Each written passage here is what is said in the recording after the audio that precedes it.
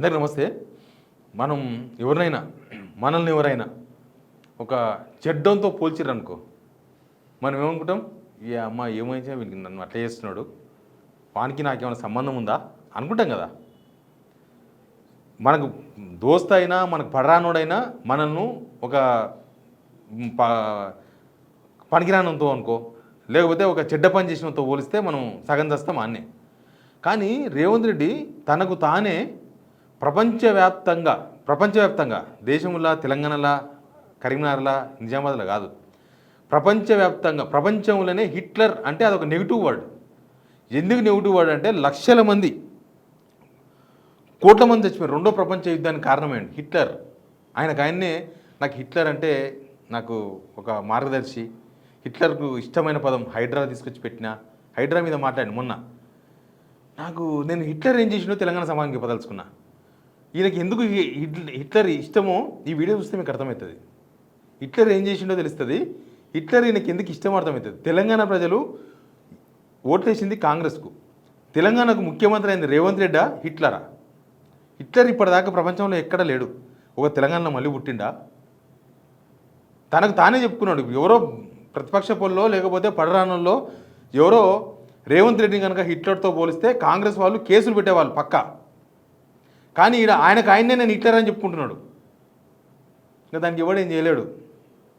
ముందు సబ్స్క్రైబ్ చేయండి, షేర్ కూడా చేయండి. ఇదిగో ఇది వినండి. Hydra, the word is Hitler's favourite word. Hydra. His core team called Hydra, who can assassinate anyone. So I have taken inspiration from Hitler. I have named as a Hydra. I have established a organization with a senior IPS officer. I have given 3,000 retired army people and others.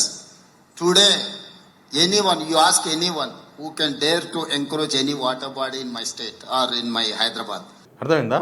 Hitler ఎవరినైనా మనం అరే Hitler లాగా చేస్తున్నాం అంటే వాడు మనం కొడతాడు.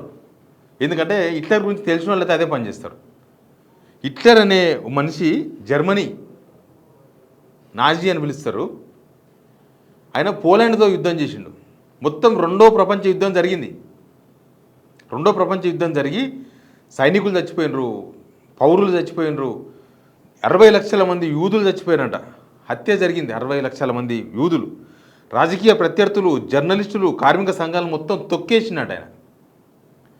తర్వాత జాతి ఆధారిత వివక్షను ప్రభుత్వ విధానంగా తీసుకున్నది. అంటే అక్కడ హిట్లర్ ప్రభుత్వ విధానం ఏంటంటే జాతి ఆధారిత వివక్ష. నీవే జాతి, నీ జాతి ఏంది, వివక్ష. వరల్డ్ వార్ టూర్కు ప్రారంభానికి కారణమైన దూకుడు విదేశాంగ విధానాన్ని అనుసరించింది. యుద్ధం వల్ల కోట్లాది మంది సైనికులు, పౌరులు చచ్చిపోయారు. కోట్లాది మంది, గుర్తుపెట్టుకోండి. అట్లాంటి హిట్లర్ను ఈయన ఆదర్శంగా తీసుకున్నామన్నారు. ఎవరు కూడా హిట్లర్ను పొగడరు. ఆయన మంచి పనులు ఏం చేసినో తెలియదు. కానీ ఇప్పుడు మానవ సహజమే కదా. ఒక 10 మంచి పనులు చేసి ఒక చెడ్డ పని చేసిన అనుకో, ఒక ఊర్లో పెద్ద మనిషి మస్తు డెవలప్ చేస్తుండు, మంచిగా అందరికీ సాయం చేస్తున్నాడు, ఓ తలతిక్క పని చేసిండు, ఏమంటారు? ఆ మంచి గురించి ఎవరు మాట్లాడరు, ఆ తలతిక్క పని గురించే మాట్లాడతారు. హిట్లర్ ఏం చేసిండో మంచి తెలియదు, ఆయన మంచి కన్నా చెడు ఎక్కువ చేసిండు. ఇంకా ఏంది ఒక పరిపాలకుడు ఎక్కడ ఏ దేశమైనా, ఒక చైనాలో లేకపోతే దక్షిణ కొరియాలో పర్మనెంట్ వాళ్ళే అధ్యక్షులు ఉండాలని పెట్టుకుంటారేమో. కానీ మామూలుగా అయితే వాళ్ళు ప్రజల సంక్షేమం కోసం ప్రభుత్వాలు వస్తాయి. ప్రజలను పాలించడానికే, ప్రజలు మంచిగా ఉండాలని చెప్పి ఏ దేశంలోనైనా అదే జరుగుతుంది. కానీ హిట్లర్ అట్లా చేయలేదు. హిట్లర్ మొత్తాన్ని ప్రొవోక్ చేసి యుద్ధం చేపించి పోలాండ్ మీద యుద్ధం ప్రకటించి దేశం మొత్తం ప్రపంచాన్ని మొత్తం యుద్ధంలోకి లాగి మొత్తం అస్తవ్యస్తం చేసి అందరినీ తొక్కేసి అందరినీ చంపేసి కోట్ల మంది సైనికులు చచ్చిపోయి, పౌరులు చచ్చిపోయి. అందుకే అంటారు హిట్లర్ అంటే అంతే. ఇంకా హిట్లర్ అంటే ఇక అంతకన్నా నికృష్టుడు ఎవరున్నారంటారు. కరెక్ట్ చెప్పాలంటే చండాలుడు అనమాట. అందుకే అందరు హిట్లర్ను అట్లే చూస్తారు. హిట్లర్ అంటే హిట్లరే. చిరంజీవి సినిమా హిట్లర్ కాదు. చిరంజీవి సినిమా హిట్లర్ వేరు, అది సినిమా. కానీ అసలు హిట్లర్ వేరు. ఈయన ఏ హిట్లరో అర్థం కాలేదు. కానీ తెలంగాణ ప్రజలకు కొన్ని సూచనాప్రాయమైన సందేశాలు అందుతున్నాయి. ఇక్కడ కూడా అవే సావులు జరుగుతున్నాయి. మంది ఇల్లు కూడా కొడుతున్నారు, ఆత్మహత్యలు జరుగుతున్నాయి, పర్మిషన్ ఉన్న ఇల్లు కూడా కొడుతున్నారు. వాళ్ళు బతికున్నా వాళ్ళు ఎట్లా బతకాలను తెలియని సిచ్యువేషన్ కదా, వాళ్ళను అగాధంలోకి నెడుతున్నాడు. వరి కుప్పల మీద రైతులు చచ్చిపోతున్నారు, పండించిన ఒడ్లు అమ్ముకోలేక రైతులు చచ్చిపోతున్నారు, ఆత్మహత్యలు చేసిన అప్పులు తీర్చుకోలేక రైతులు ఆత్మహత్య చేసుకుంటున్నారు. 1000 మంది పైగా ఇప్పటికి చచ్చిపోయారు. ఈ 2.5 సంవత్సరాల్లో 1000 మంది పైగా రైతులు. హాస్టల్స్లో విషాహారం తిని పిల్లలు చచ్చిపోతున్నారు. 100 మంది పైగా చచ్చిపోయారు పిల్లలు ఇప్పటికీ. ఫీజు రీంబర్స్మెంట్ లేక పిల్లలు ఇబ్బంది పడుతున్నారు. ఇట్లా ఎంతో తెలంగాణలో కూడా అవే జరుగుతున్నాయి. తెలంగాణలో కూడా చావులే జరుగుతున్నాయి. ఇంకా రకరకాల చావులు ఎక్కడ పడితే బెల్ట్ షాపులు పెట్టేసిండ్రు. మొత్తం మద్యం అమ్మకాలు పెరిగిపోయినాయి. అసలు ప్రతిపక్షం ఉన్నప్పుడు రేవంత్ రెడ్డి అయితే అసలు ఈయన మద్యానికే వ్యతిరేకి అనుకున్నాం ఆయన మాట్లాడిన మాటను బట్టి. తర్వాత దాని మీద ఆధారపడే పరిపాలిస్తున్నాడు. 44,000 కోట్ల రూపాయలు వస్తాయంట గవర్నమెంట్కి, హైయెస్ట్ ఇన్కమ్ అన్నిటికన్నా. ఇప్పుడు అది ఒకటే నడుస్తుంది ప్రభుత్వం నడవనికి. అన్నీ పోయినాయి, రియల్ ఎస్టేట్ అవన్నీ పోయినాయి. అట్లా ఉపాధి లేక వాళ్ళు చచ్చిపోతున్నారు. రియల్ ఎస్టేట్ లేక బిల్డర్లు ఒకరిద్దరు ఆత్మహత్య చేసుకుంటారు. ఇంకా మిగతా వాళ్ళు అప్పులపాలు అయ్యి రోడ్ల మీద పడ్డరు. ఇట్లా చూస్తే తెలంగాణలో కూడా మరణ మృదంగా నడుస్తుంది.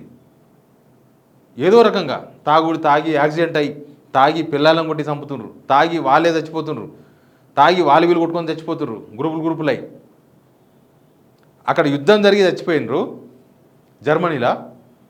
ఇక్కడ కూడా సావులే జరుగుతున్నాయి. రేవంత్ రెడ్డి ఏ యాంగిల్లో ఎందుకు ఆయన హిట్లర్ను పొగుడుతూ హిట్లర్ ఆదర్శప్రాయుడు అన్నట్టుగా ఎందుకు మాట్లాడిండో తెలియదు.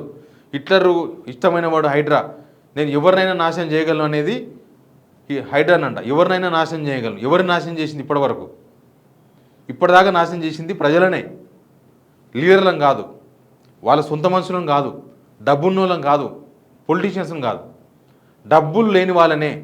ఎవడైతే కష్టపడి ఇల్లు కట్టుకుంటాడో వాళ్ళని నాశనం చేసింది. నేను హైదరాబాద్కే లిమిట్ చేయను రేవంత్ రెడ్డిని.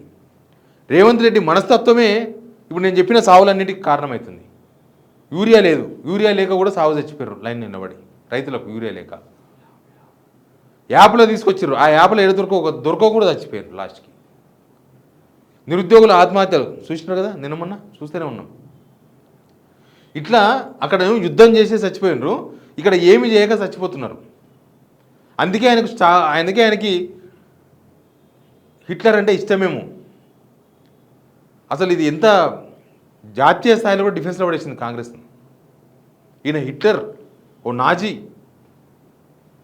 నాజీలు అంటారు. ఎవరి మాట వినడు, సంక్షేమం ఇవ్వరు, సంక్షేమం కుదరదు, ఓ డెవలప్మెంట్ ఆలోచన ఉండదు, విజన్ ఉండదు, మనిషికి విజన్. ఆ విజన్ రేవంత్లో లేకపోనికి కారణం కూడా హిట్లర్ ఆదర్శం కావట్టేమో. హిట్లర్ను ఆదర్శంగా తీసుకొని తెలంగాణ రాష్ట్రం పరిపాలిస్తున్నాడు. ఇంకా తెలంగాణ ప్రజలు ఏమని ఆలోచించాలి? హిట్లర్ ఆయన మనసులో నుంచి వచ్చిన మాట, ఎందుకంటే ఒక ఇంటర్వ్యూలో అయిన మాట, నోరు జారి మాట్లాడిన మాట కాదు. దాదాపు 1 నిమిషం పాటు మాట్లాడాడు. అక్కడ రిపోర్టర్ నవ్వుతూ ఉన్నాడు, యాంకర్ నవ్వుతూ ఉన్నాడు. ఆయన ఏదో తప్పిదారి కూడా మాట్లాడిన మాట కాదు. ఆయన హిట్లర్ ఇప్పుడు కాదు, ఆయన పాలన రావడంతోనే హిట్లర్ను ఫాలో అవుతున్నాడు. హైడ్రా ఇవాళ పెట్టలే కదా, పెట్టి 2 years అవుతుంది. కాబట్టి ఆయన సీఎం కావడంతోనే హిట్లర్ అయిండేమో. బట్ అక్కడనేమో యూదులు వాళ్ళు వీళ్ళు 2వ ప్రపంచ యుద్ధం తీసుకొచ్చి చనిపోయిండ్రు.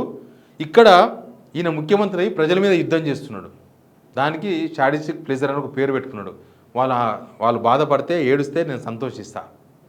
ఇక్కడ కూడా సేమ్, ప్రత్యర్థులను అణచివేస్తున్నాడు, జర్నలిస్టులను అణచివేస్తున్నాడు, మీడియాను మేనేజ్ అవుతే మేనేజ్ అవ్వాలి, లేకపోతే అణచివేస్తాడు, కేసులు పెడతాడు, బెదిరిస్తాడు. ఎక్కడెక్కడో కాన్స్టిట్యున్సీలో ఎంతమంది సోషల్ మీడియాలో పోస్ట్ పెడితే వాళ్ళ మీద కేసులు అవుతున్నాయి, పోలీసులు పెట్టి బెదిరిస్తున్నారు. సేమ్, ఏం తేడా లేదు. దీన్ని బట్టి మీరు ఏం అర్థం చేసుకున్నారో కింద కామెంట్ బాక్స్లో చెప్పండి. Please subscribe.